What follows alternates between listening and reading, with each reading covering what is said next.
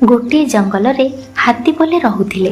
सेमाने गछर पत्र फल खाउथिले आउ जंगल रे थिबा पोखरी रु पानी पिउथिले। गरम दिन टी थाए। पोखरी रु पानी सुखिबाकू लागिला।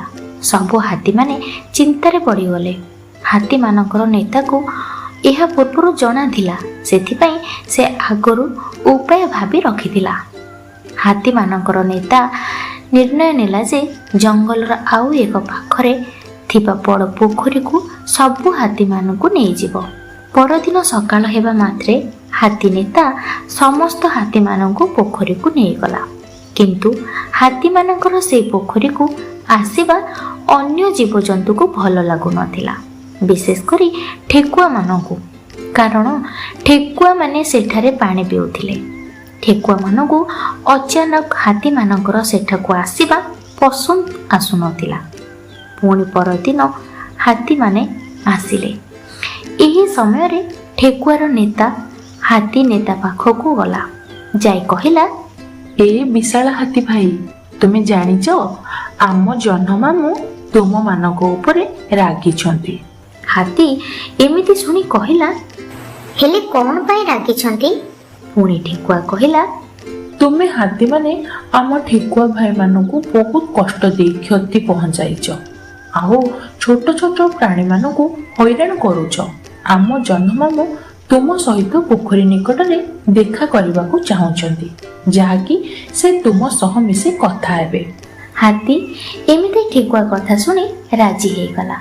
से दिन संध्यारे हाथी ठेकुआ सहित पोखरी पाखरे पहुंची गला। जह्नर आलोरे चारिआडे सुंदर देखा जाउथिला एवं पानी रे जह्नर किरण बड़ी आहुरी सुंदर दिसुथिला। एही समय रे ठेकुआटी हाथी को कहिला, ए हाथी भाई, जह्न मामू तुम सहित कथा हेबे नाई। से तुम उपरे बहुत रागिछंती। आम भाई मानकू बहुत हैरान करिछ। तुमे माने जंगल नष्ट करिछ आउ छोट छोट प्राणी मानकू क्षति देइछ। जेउ समय रे तुमे माने पोखरी को पानी पीबाकू आसुथिलो, सेही समय रे जह्न मामू को ए सब कदापि पसंद नाही। जह्न मामू चाहुछंती तुमे माने एबे संगे संगे जंगल छाड़ी दियो, पळाओ एठारो। ठेकुआर एमिति कथा सुनी हाथी कहिला, आमे कुआडे जिबु आउ केमिति पानी पीबु? आम पाई पानी जरूरी अटे। पानी न पीले आमे बंचिबु केमिति? ठेकुआ हाथीर कथा सुनी तुरंत कहिला, हाथी भाई, पाखरे खाली पड़िया गोटे अछि। से पड़िया रे गोटे पोखरी भी अछि। सेठारे बहुत पानी मध्य अछि। कृपा करी सेठाको तुमे माने चली जाओ। जदि तुमे माने न जीव, आम जह्न मामू तुम मानकू सब दंड देबे। ठेकुआर एमिति कथा सुनी बोका हाथी पूरा डरी गला। आउ तुरंत ठेकुआर कथा मानी हाथी पल मानकू नहीं जंगल छाड़ी पलाई गला। आउ सबु प्राणी माने शांति रे जंगल रे रहिबाकू लागिले।